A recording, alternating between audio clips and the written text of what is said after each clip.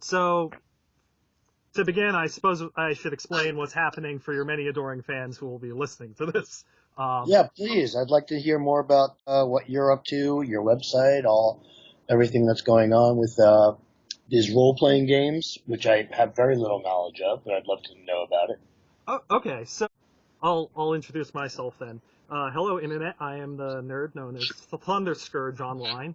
And I'm a lifelong Digimon fan, as demonstrated by my Digimon the Movie DVD I have right next to me with Jeff Nimoy written on it. Uh, did I sign that for you? No, it just it has your name plastered all over it. Oh, okay. You did like all of the roles, director, writer, voice. I it actually came with this nice little small poster too. Anyways, so I'm a Oh, huge Digimon fan. what town are you in, Chris? Sorry, what? What town are you in? Where do you live? What Oh, city? I'm on the East Coast in Connecticut. I go to college in Pennsylvania. Oh, However, I'm currently taking a semester off to focus on other things.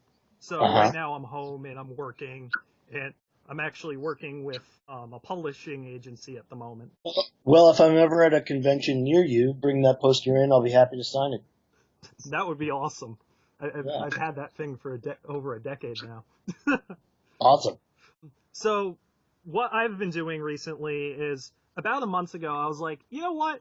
I just saw this really touching scene with Tentomon and Digimon, and it really has warmed my heart. And like, I've loved Digimon all these years, and I've never like been able to interact with anyone about it. Like all Uh, of my friends growing up liked it, but they would never talk about it, so it was like tough for me.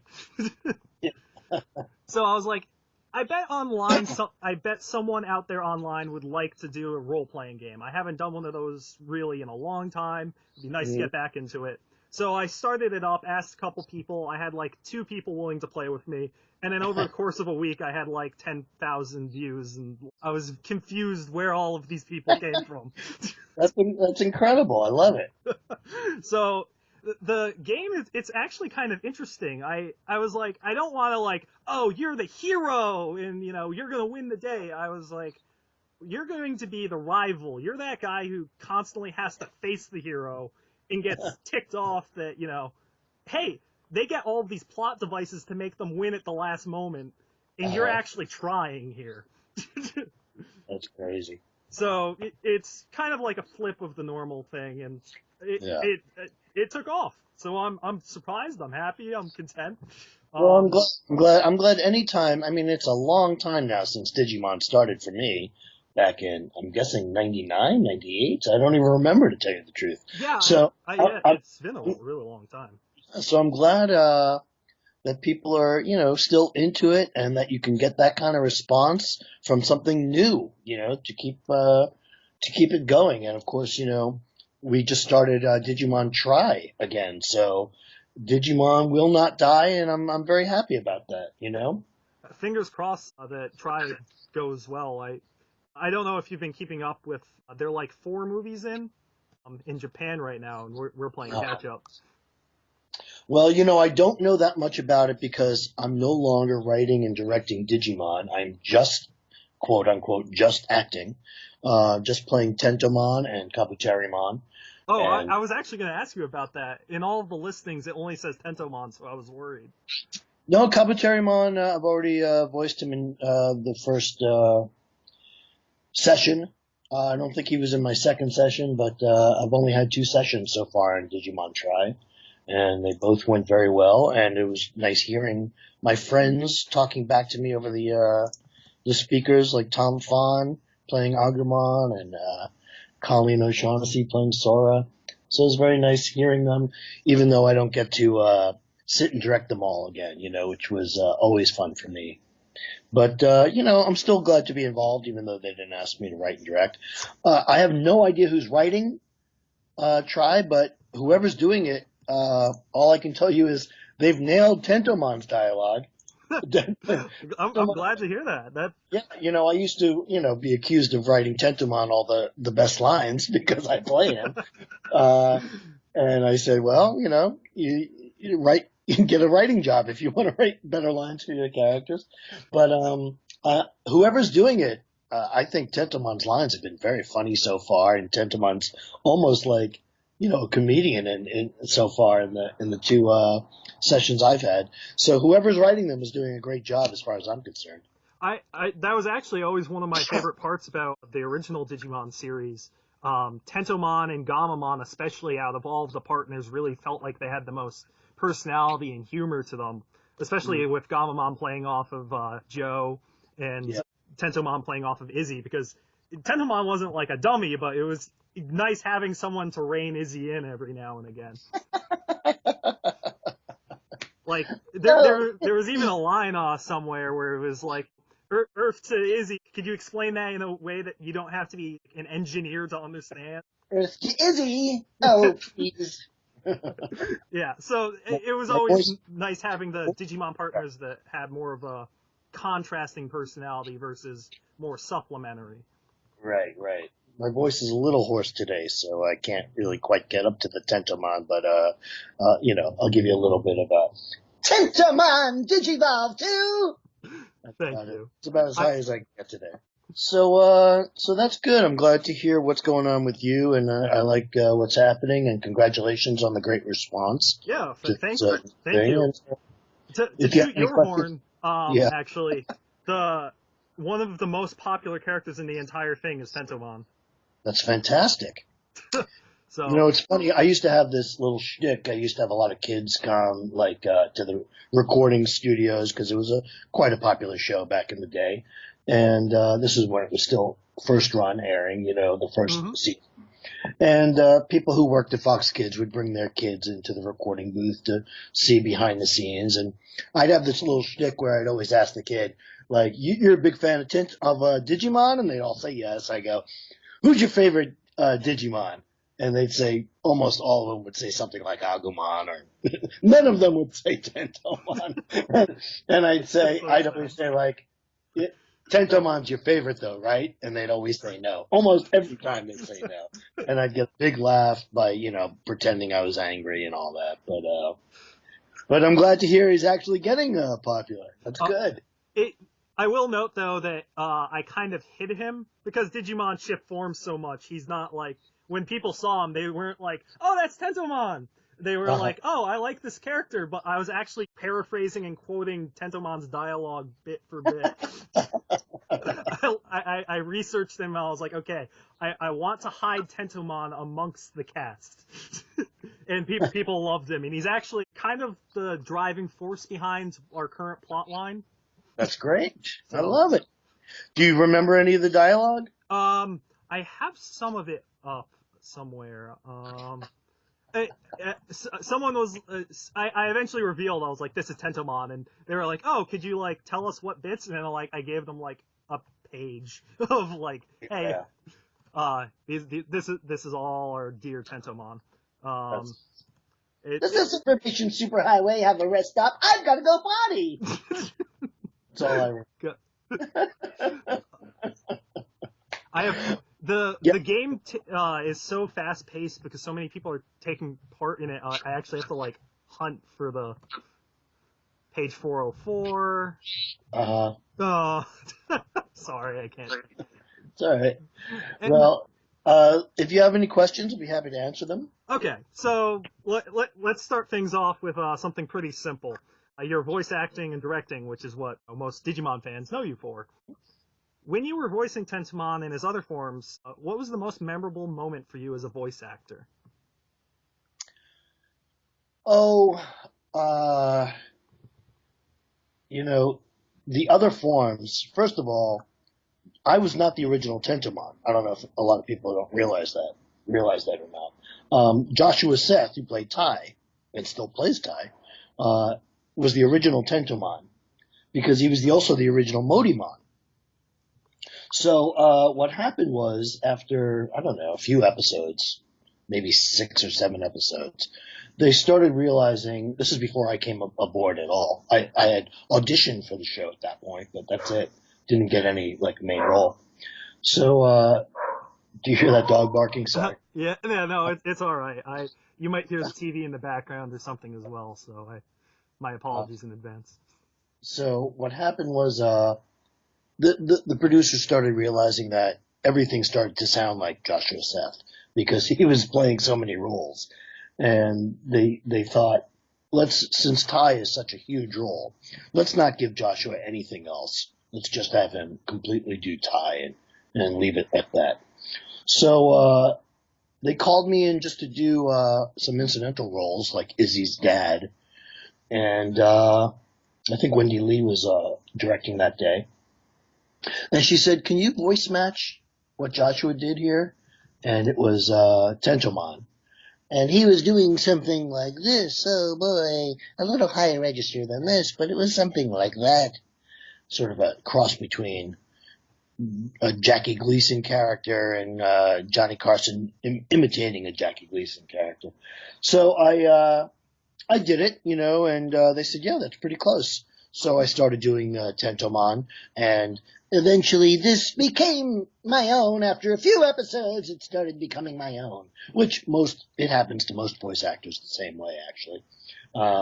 The voice morphs a little bit. If you listen to the first episode of The Simpsons, Homer sounds a lot different than when he eventually started to sound like, I actually, funny note, I just randomly started watching The Simpsons about a month ago from the beginning, and you do kind of get to see the evolution. Yeah, things evolve, things evolve a little bit as you get a better grasp of the character.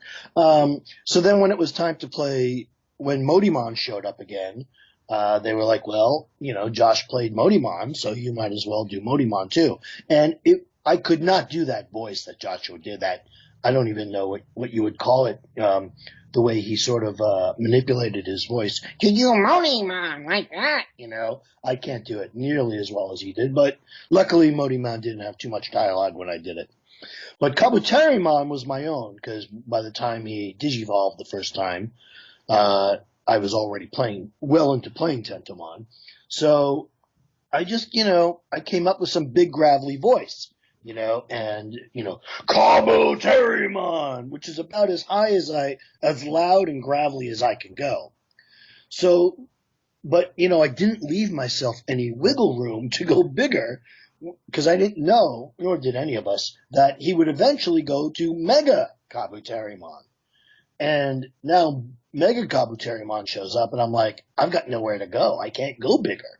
I can't be like, Tentomon Digivolve to Kabuterimon. I can't be like, MegaKabuterimon. I can't go any bigger. So what I thought of was to go more whispery, to keep it big, but to make it whispery. So it went to Kabuterimon Digivolve to MegaKabuterimon. And that was the only thing I could think of to keep him large in size, but keep it monstrous without going bigger. So that's why MegaKabuterimon has a little whispery. So that's what I remember most, trying to figure out what MegaKabuterimon could possibly sound like without me killing myself. That would be quite tragic and unfortunate. Yeah.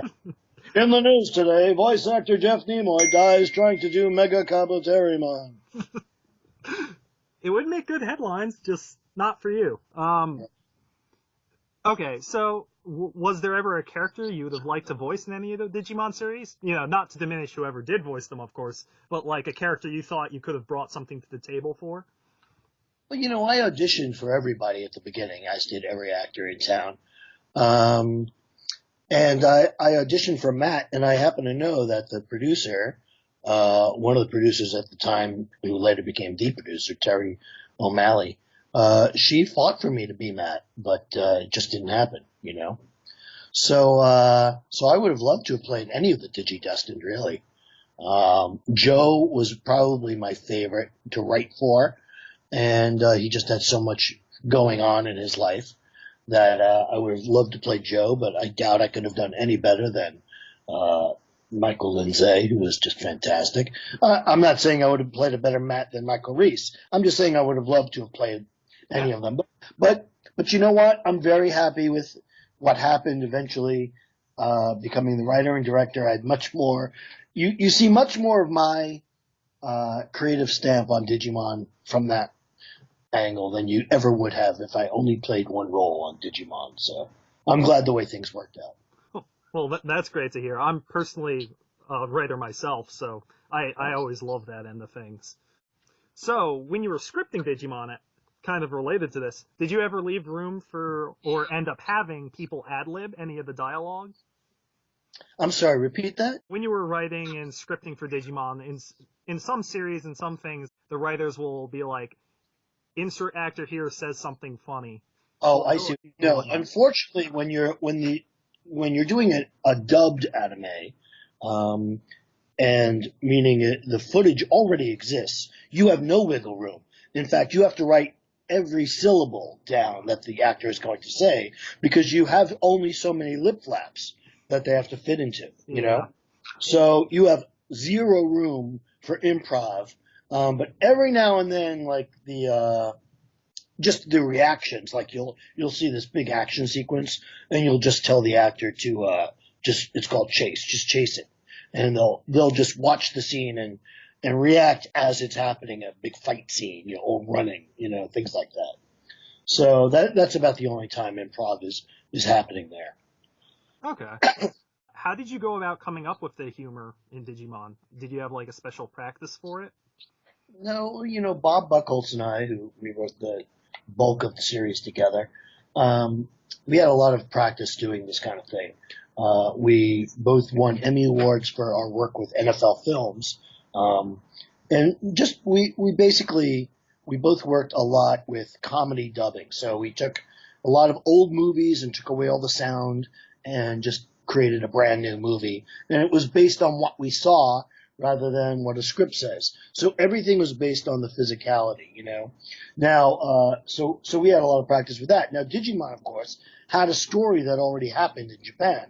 So we followed the story, but for the humor, a lot of times was either based on something physical that we were watching, or it was based on just the personalities of the characters, which is what a sitcom really is. A situation comedy is really working on the characters, making these very strong characters, and then putting them into situations and seeing how they would react in those situations. So, the better we would build the characters, and of course, Japan built the same characters. Sometimes we made them slightly different, personality-wise, or enhanced. So the humor would always come out of one of those two things: the physicality of what we're watching, or the characters themselves. Okay. And now, related to that, was there anything you can share about one of your fellow voice actors which made you laugh, like in your recording sessions? Oh yeah, countless. Steve Bloom, who everybody knows. Steve Bloom in the second season, not the second season, I'm sorry, the fifth season, Digimon Data Squad. He would just set me up like for dirty outtakes all the time.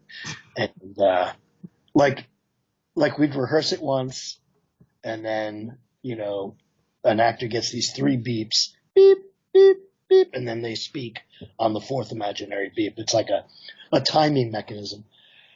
So he would practice with the line that I wrote and then come out with something completely dirty and just drop me on the floor laughing so hard. Crispin Freeman used to do that a lot too in a different show called Zatch Bell. Oh, I grew up loving Zatch Bell. Yeah, that was me as well. I think I wrote every episode. Oh, wow. You have earned even more of a place in my heart. I know I directed every episode, but I'm pretty sure I wrote either all of them or just maybe 1 or 2 that I didn't. But yeah, and I directed all of those, cast all those guys, and that was not a. I would say it's not the best series in the world, but we had a lot of fun, and even at times we would make fun of it. We were able to make fun of it, and I got to hire all the people I loved working with, over and over again, and then I carried that right through to Digimon Data Squad. Brought all of my favorites back, and Digimon Data Squad, by the way, was probably my favorite series of them all to direct. And it gets very little love because not a lot of people saw it. I'm going to be perfectly honest. I have barely seen it. That it's Yeah. like a lot of the newer Digimon series. I grew up with them as they were airing, and I Right. didn't have the ability to really watch Digimon Data Squad. So I've seen episodes since, but it's not like I've binged 50 Yeah. back to back. Well, I would encourage people to do that actually because it's got a nice storyline from beginning to end, which I kind of like. Really, it was the first series also that I got to watch all episodes before I even started writing the first one, so I knew where I wanted to wind up in episode 50 before I started. Whereas Digimon, they would only give it to us like little pieces at a time. We couldn't see the end, you know. So we didn't really know where it was going sometimes, and we couldn't write out of the box if we wanted to because we didn't want to, like if I write a different storyline from the Japanese in episode 1, I could be in a lot of trouble in episode 52 when they went in a different direction. But Digimon Data Squad, I knew where I had to wind up. So all I had to do was stay on that path, and I could go away a little bit, which I did a lot, I would say it's probably the most different from the Japanese of all the series. And, also, like I put a lot of Easter eggs. You know what Easter eggs are? Yeah, kind of like how I hid Tentomon in plain sight, you hid Izzy in plain sight. Right, there you go. So I had a lot of little Easter eggs going on in Digimon Data Squad that a lot of people weren't aware of, as little sort of tributes to the 4 seasons of Digimon that preceded it. And, I couldn't actually come out and say it because I couldn't get approval or didn't want to ask for approval from Toei Animation because it, wasn't something they needed to know. Because I probably would not have gotten approval. But once it was over, I can talk about it to show you that if you're looking for these things, you'll clearly see them. Like at the end of Digimon Data Squad, in my mind, like I don't want to give anything away, but the final bad guy in Digimon Data Squad was voiced by Mona Marshall, who voiced Izzy, Mm-hmm. And I did that very purposely. I cast Mona to play like an Izzy type of computer voice because my idea of the whole thing was that the whole season was just a computer program that Izzy created to test some theory to save the real world versus the digital world that we're not aware of, which is also a little tribute to season 3 where it was all a TV show, right? Yeah, in Japan it was like a nameless TV show, but Well, I think when it got brought here, they actually named, the actual Digimon show as taking place there. right. So my idea that it never does come out, but if you're a fan and you know to look for it, you'll see the entire thing was just a computer program on Izzy's laptop, and the whole reason behind that was a tribute to all the seasons, and a lot of people are like, oh, that explains why this character is able to do those things, because a lot of people are like, well, it makes no sense that Marcus can do these things. Well, it can if it's just a computer program. Then it makes perfect sense, Yeah, So I was actually going to bring up the Marcus thing later on, like what your thoughts on humans fighting directly or, taking a more proactive role in a series was like. Because not in the first 2 seasons, they kind of sat on the sidelines. right. But now you can see, I had to, for a writer, it's all about justifying. You can write anything you want as long as it's justified, So if I couldn't justify it that way, how else am I going to justify it? So I made it this character that he wanted to be an ultimate fighter, which was becoming very popular at that time. Now it's called MMA, mixed martial arts. But at the time, it was called Ultimate Fighting. And so he was, I just had him in training to be it. And Agumon was this also like ready to fight guy. And Marcus seems to be holding his own, A, because he's a really good fighter, but B, because, he's just a program as he's testing out. You know what I mean? Yeah. So there you go. I know we got off the original subject of Yeah, that's perfectly stories, fine. actors, stories about actors in the booth, but these things go off on tangents when you're having a conversation. Kind of going to your point about being able to plan for Data Squad, if you were in charge of writing a completely new Digimon season with full creative control, built from the ground up, no executive meddling, what do you think you would do? Like, what elements would you bring back? Well, I sort of had that with Digimon Data Squad. Another reason why it was my favorite. I cast who I wanted. I got to, I couldn't pick obviously I couldn't write the Japanese. The Japanese was done already for me, but I got to adapt it any way I wanted to. I really had no interference at all. I got to select everybody I wanted. A lot of times my casting choices, they wanted to hear what they sounded like before approving them, but I always got them approved.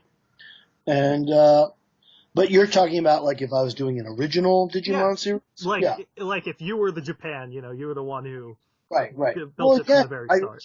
I would do it very similar to the way I did Digimon Data Squad. There is certainly going to be humor, but it's not going to be a comedy series. It's going to be a drama series with a lot of comedic elements, just like my favorite show of all time, Breaking Bad. Breaking Bad, as serious as it is a hilarious TV show. There's so much comedy going on in it, but they know when to pull back on that. Yeah.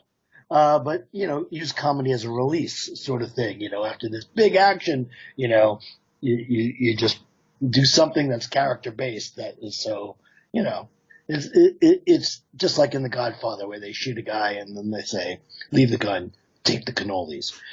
I love that line. That actually goes back to my ad-libbing bit I mentioned before, where that was the actor just thinking back. Yeah, it's a sort of used as a release mechanism, the comedy. So I would do that. Of course, I would have monsters fighting, that's classic Digimon. That's what it's all based on. And, the human interaction with them, and the team building, which was also a part of it. So I would keep it pretty classic. I wouldn't mess too much with the formula. I would just try to have, some crazy kick-ass characters, some slightly dim characters, and some super genius characters. I think the formula is great, and I wouldn't mess with it too much. And when you have a franchise like that has so many fans, you don't want to change it completely because the fan base will be disappointed. So dance with the date that you brought to the dance, Yeah, I think that's one of the things that Digimon Season 4 Frontier ran into, where it was kind of, it was taking like the Marcus idea and then making it the entire main cast, where they were basically like Power Rangers transforming into Digimon rather than, the normal formula of human Digimon partner. Yeah, well, I never saw it. That might be for the best, because even its ardent fans are like, yeah, only watch the first half. So, this one's actually a multi-part question. Who's your favorite human protagonist, your favorite villain, and your favorite Digimon from each of the series you've, been a part of? Well, like I said, I loved Joe. I thought Joe was great. I thought he was so much fun to write for, and we had a lot of fun directing him. And but Ty was the man. Joshua Seth and I were very close. Still talk to this day. In fact, I'm the reason he's in Tri. Oh wow, really? He heard from me that I was doing Digimon again, and he's living in Florida, or Florida, as the rest of the world who's not from Brooklyn say. And he said, "What?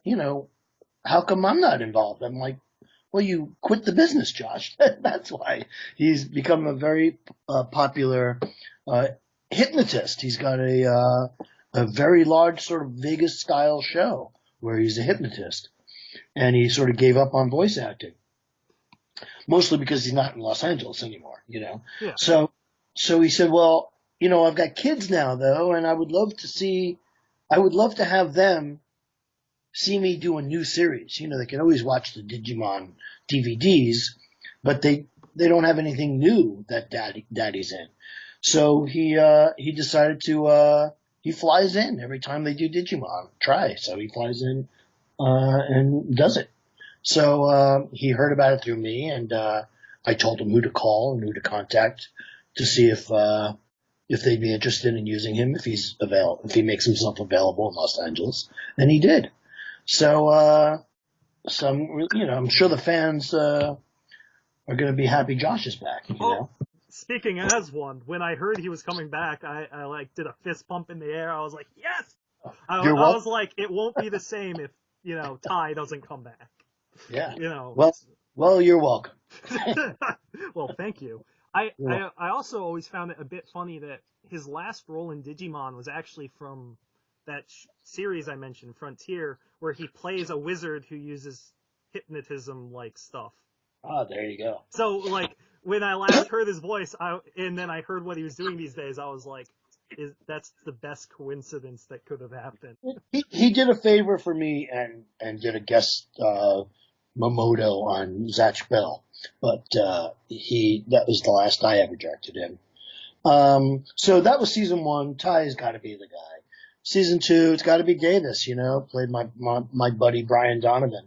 Davis was also just so full of piss and vinegar, and he fought his own intellect, with courage, and was able to succeed. I just love Davis to death. And in Digimon Data Squad, Marcus was really the only protagonist in that. Thomas was also there, but those two. Matt 2.0? I'm kidding. But... Oh, he was much smarter than Matt. I mean, Thomas was there, and plus he had a lot more to play off of. He had that whole family history that he was completely competing with, and Thomas and Marcus together, I cast those guys very specifically as well, with Quentin Flynn and Crispin Freeman, who both their personalities fit those characters so perfectly.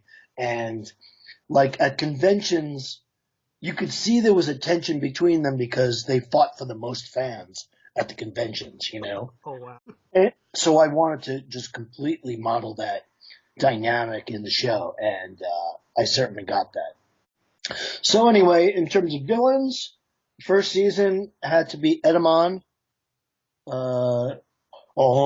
played by Richard Epcar, my buddy Richard, who I played poker with a million times. We were steakhouse buddies together, and we really enjoy working together to this day. He's actually a character I brought back in what I'm doing as well, just because, how could you not use the Elvis Presley monkey? Exactly. I mean, come on. That's why he's my favorite. Season 2, I don't know. Mummymon, played by Kirk Thornton. I'm not sure. My memory got a little shaky in season 2 because we were doing the movie at the same time, and it was a lot of work doing a 52 episode season at the same time as doing a major release feature film. Yeah, and, I can imagine. Like that year of my life is almost a blur, I was like exhausted when it was over. So I was ready to leave Digimon at that time. I was a little burnt out.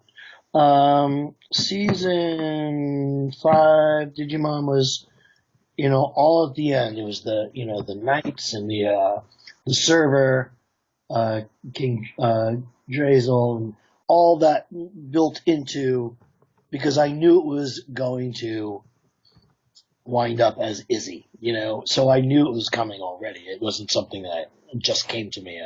I really planned it out. So it was just like really fun to pull off my vision of it at the end, and see it really come out the way I had hoped it would, and it did. Well, glad to hear it. So, any particular Digimon you liked from each of them?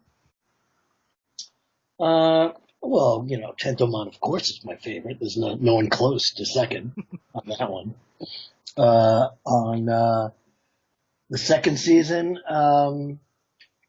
Vmon was a lot of fun to write for because he was like exactly Davis's Digimon, clone, Mm-hmm.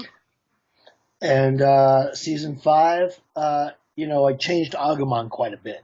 Agumon was no longer the Tom Fawn Agumon from season 1 and 2. I changed because his character was so different. I decided he needed a new voice, which broke my heart because Tom Fawn and I are like brothers. And I had to tell Tom, he's not getting it. But I did have him audition. I gave him every benefit of the doubt. I did have him audition as both the Agumon we knew and loved and a new voice. But in the end, he just wasn't right for what I was hearing and seeing, And I gave it to Brian Beacock. And I love that character that went along with Marcus. They were both, much like the Vmon Davis relationship, they had that same, Digimon clone. He was a fighter. He was constantly hungry. He was a wisecracker. So, I loved Agumon in that season. Talking a bit more about your favorites, is there like anything like about each of the seasons that you've been a part of that you really liked? Like, something that, like some theme or idea or character interaction that, you could point to and be like, this is what I love about this series. I see what you're saying. I see what you're going for, but I've done a lot of shows at this point, and to pull out one moment, it's hard for me to recall. It just is, I'm sorry, I've done over probably 500 episodes of TV at this point, and I don't want to start a sentence and saying I love this when this, and then realize, oh wait, that happened in a different show altogether. That wasn't even Digimon. I understand. But, the general overall themes of teamwork was always something I strove to keep consistent. When in doubt, always bring that back. I used to say, when you're writing yourself, when you don't have something to say for motivation, bring back teamwork. No one can do it alone. Keep bringing it back, And that was Marcus's big thing in Digimon Data Squad. He wanted to do it all alone, but he couldn't. He needed help, So, he wanted to pull the loner bit, but he wasn't actually able to pull it off. Exactly. You said it better than I did. So, along the lines of the Digimon and Digimon Adventure 2 questions, this is the last one I have for this bit, but if you could continue the story of Izzy and Tentomon beyond where they left off in Digimon Adventure 2, what would you do with their characters? First of all, you're going to have to remind me where they left off at the end of season 2. Okay, I'm going to... It was 17 years ago. Well, it's... I'm not sure I should bring up the ending of season 2, because everyone really seems to hate that, myself included. Not like how it ended, but like the epilogue. Well, I have to say, I left with 4 episodes to go in that season. So I don't even know myself. In fact, I don't even play Tentomon in those 4 episodes. They replaced me with Bob Klein, Robert M. Klein, who played Gomamon. So I have no idea what happens, but I do know from the fans, because it's one of the questions I get asked most is, did you know Matt and Sora were going to wind up together? That's what I was about to bring up. Yeah. And my answer is to that, no, I had no idea, and nor did any of the Japanese writers, by the way. I've come to learn that, it was held as a mystery by the creator of Digimon, because he didn't want anyone to write towards that end. He wanted it to be a surprise. And I certainly, as a writer, would have loved to have known, because I completely wrote, especially in the movie, I completely wrote that Ty and Sora were going to wind up married one day, Yeah, I kind of grew up with that being my hopes and dreams as a young child. And then I see the end of season 2, and I was like, what? Right. It's like, what? So the musician got When it? did this happen? When did this happen? Why is the musician an astronaut? Right. So, yeah, it bugged me a little bit too, but It that's bugged not Tentomon? no Jeff Nimoy it bugged. But No, no, yeah, it bugged but it's me. not something I could have changed anyway. Even if I was still in charge, there was nothing I could have done. Maybe I could have, you know, maybe I could have alluded to the fact that Ty and her broke up and she's going to date Matt a while, but in the end, we know she's going to come back to Ty. Maybe I could have gone that far, but, what can I tell you? I It, wasn't there. it, to be honest, though, it seems almost like the writers of Tri are almost rebelling against that ending because it takes place years later, but they haven't like brought up Sora being with Matt like at all. They haven't even like interacted. So if it still happens, it will be like, how did you two ever get together? Yeah. There was no build up to this.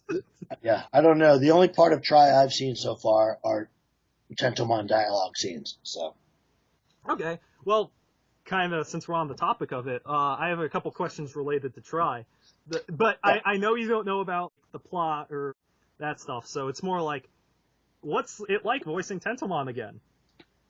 Oh, it's wonderful. The first day though, I came back and I had just come back from a convention. I literally got off the plane and I went to this. I think I was in Minneapolis.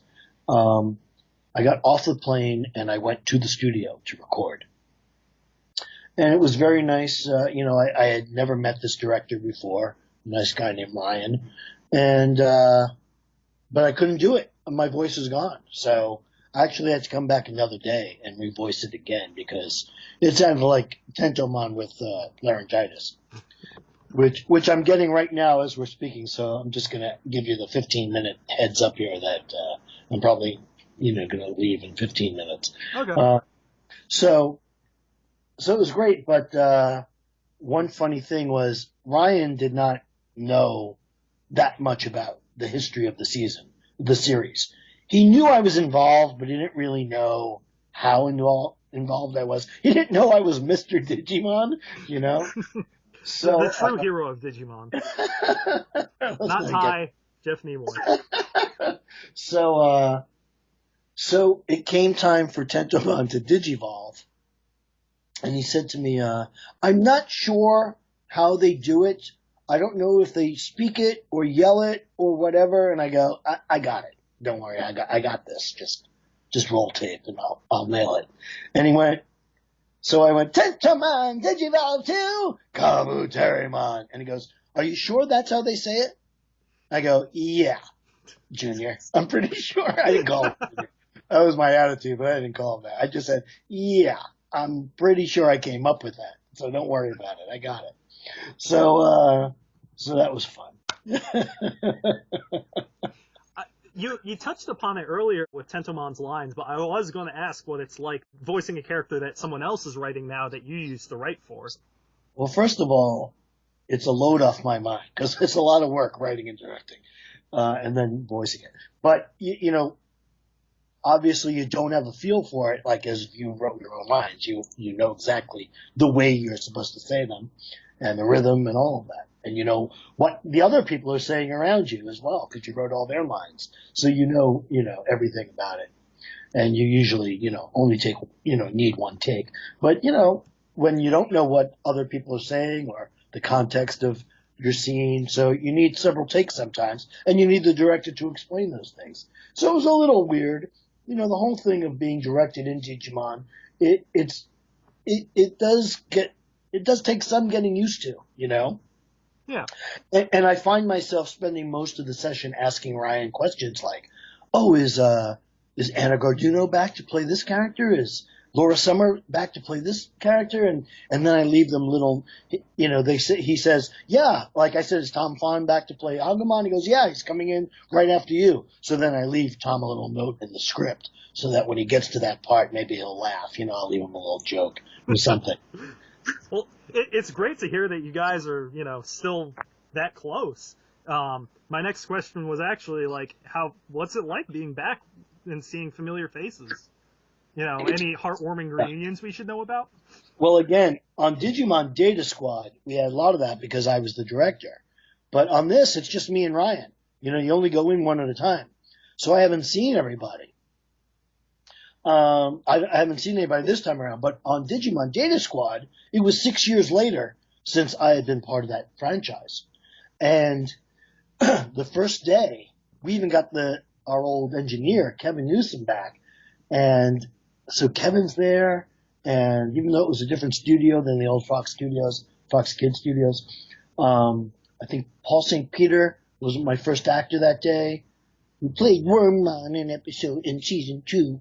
Paul St. Peter was the actor, and we all just looked at each other and were like, can you believe we're doing this again? Can you believe Digimon's back in our lives?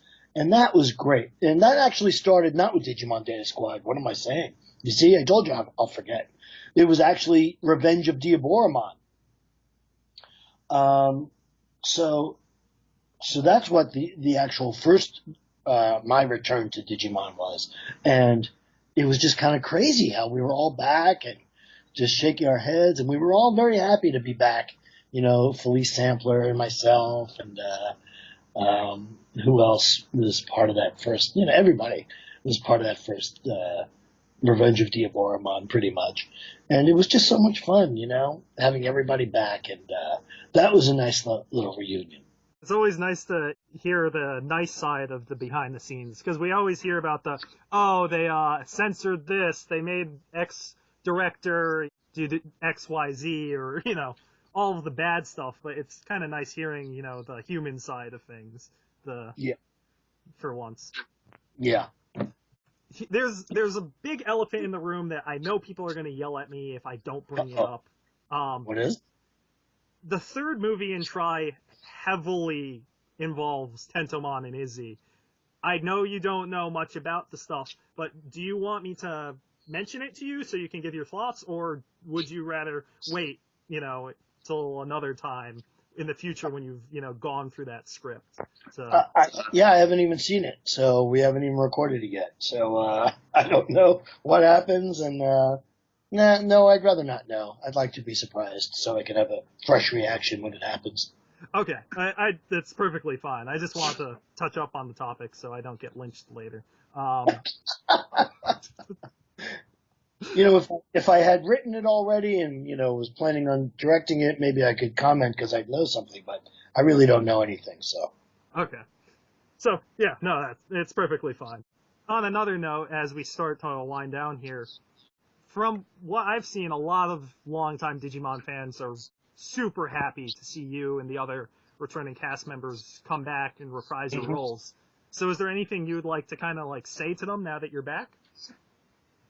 Yeah, you know, it's great that Digimon just even still has a life, you know, and it's a long time now. It's 17 years for me, right? It's more than that.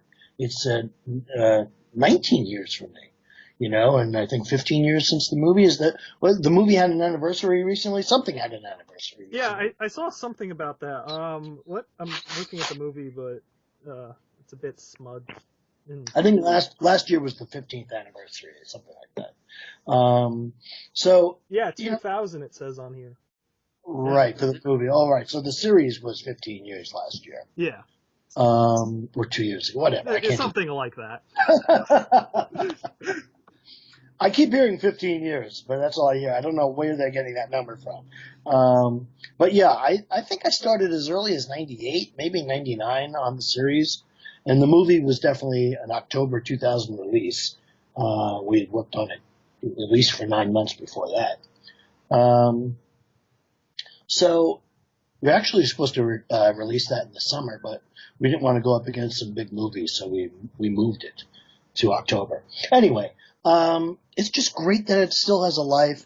It's great that it still has a fan base, and not just an old fan base of people that watched it first run, but people who were too young to watch it back then, and they're all watching it now for the first time, and we're getting a whole new fan base. And, you know, it's great that I have at conventions now, I have both 7-year-olds and 30-year-olds coming up to me and saying, like, I love Digimon, you know? So it's great. It does make me feel a little older when a 30-year-old comes up to me and says, I love Digimon when I was a kid. I'm like, oh my God, you have kids yourself now. That's crazy. Yeah, I've run into a couple of moments like that myself where I saw this restaurant the other day that it's called the Wayback Burger or something like that. And it was like established 1991. I was like, I'm only like a couple years older than that. That's way back. Yeah. So that's a little shocking when adults come up to me and said, "I loved you when I was a kid." Uh, but it's just great. I love the fans. I love interacting with the fans. I love seeing them at conventions. I love going to conventions. So I'd like to ask your fans, if they're a fan of mine, to please recommend me to a convention near them, because that's they listen to that quite a bit. And they all have guest recommendation pages. And you just recommend me, and then they invite me, and I show up. It's very nice. It's nice to reach out. It's nice to tell the old stories again, and do some voices for the fans. It's great. I'll definitely reach out afterwards and ask everyone to do exactly that. I could, if you even want, I could send you like a list of things so that you might know what might be coming. What do you mean? Like Conventions? Yeah, conventions that they've recommended. Oh, that's all right. The conventions all know where to find me. I'm well represented for bookings, as most of the voice actors are. So it's not hard to find me at all. You found me, Yeah, no, everyone was actually asking about that, and I didn't want to give away the secret, so I just said I'm magic. Well, the conventions have addresses. If someone really cares, I'm sure they could internet sleuth things. Exactly. For me, it was Thursday night, and I was like, you know what? I have my voice back now. It would be cool to reach out to this person. I wonder. And then here we are. Yeah. Thank you again for taking part in allowing for this conversation. Well, it's my pleasure. I don't want to make it seem like anybody who can just call me up and get an interview like this. You do have a voice to, or I should say, a portal to many other fans, and that So I saw that you had whatever you told me 100,000 views or whatever. Yeah, so it just hit 180,000 today. There you go. It was fantastic. So that makes it easier for me to do something like this, because I know I'm reaching a lot of people. If I'm only reaching 3 people, I'm probably not going to be doing this. I do get a request almost daily to do a one-on-one interview, and it would pretty much be me talking to 4 fans, and that's what the conventions are for, Yeah. So anytime I can go out there and speak to many people at one time like this, I'm happy to do it. It's been great having you, and I have to thank you on behalf of all of my readers for doing this. When I was like, "Hey guys, I contacted him and he got back to me, and we might be doing an interview," they were like, "Holy!" They were like, "What arcane magic have you committed here?" That's fun. I just recently went back to voice acting. I had not done it in many, many years. I just decided about 2 years ago to do it. And every now and then, just the other day, I was being directed by someone, and they said, I nailed a line or something like that, And they said, "Wow, that was really impressive." I said, "Thanks, but, I've done a lot of this in my life." And they were like, "Oh, I know. I was a huge Digimon fan." And it turns out, like, they were trying to be cool. They were trying to be really, suave and not geek out on me, not fanboy me, but it's okay. I like it. It's fun, It's like, it's sort of, when you do these things, and all the voice actors will tell you this, we do them in these little dark rooms with no windows, and we don't know anyone's out there listening. So it's really nice to know that not only are people listening, but it made an impact in their lives. So it's really fun. Digimon's been like the premier thing for me growing up. I have always loved it more than Pokemon, and that's not to slam Pokemon, of course, but Yeah. It's always been the centerpiece in that realm of my life. Like I was into it rather than like Pokemon or Yu-Gi-Oh. Not that I didn't love those, but I played all the games, I grew up on it, and now to see it coming back, and like I said, I expected like 3 people to respond when I reached out online and was like, "Hey, does anyone want to interact in a kind of role-playing world of Digimon?" And here we are. I never expected any of this. Keep up the good work and keep the torch burning for Digimon, and say hello to all your fans for me. I will. And again, thank you for doing this for us. And if you ever care to come visit us in the forum, you're more than welcome to do so. Well, I understand that, you have a busy life and Yeah, well, maybe one day we'll do like an hour live chat and I'll answer questions on the forum. But let's give it some time. Let's let this interview sink in for a while. yeah, no, that sounds like a great idea. Thank you again. Thanks, Chris. Good luck with whatever it is you're working on these days and all of your future endeavors. I'm working on a show called Crazy Wheels. I don't have a network yet to tell you about, but there's a lot of episodes and it's a lot of fun. It's a reality show. We take clips of people crashing and doing all things funny on wheels, and we write some funny narration to it, and it's a lot of fun, but it's a lot of work. I'm supervising producer and the writer on that, so and voice director, so it takes up most of my time. But I was lucky enough to have a day off today. You caught me at a good time. Well, I'm glad to have been so fortunate. And I hope to see you and everybody at a convention near you soon. As do I. I'll make sure to make my way over to one the next time you're around. Right on. Okay, man. Take care. You too. Have a nice day, and hope your voice feels better. Thanks. I appreciate it. Bye-bye. Bye.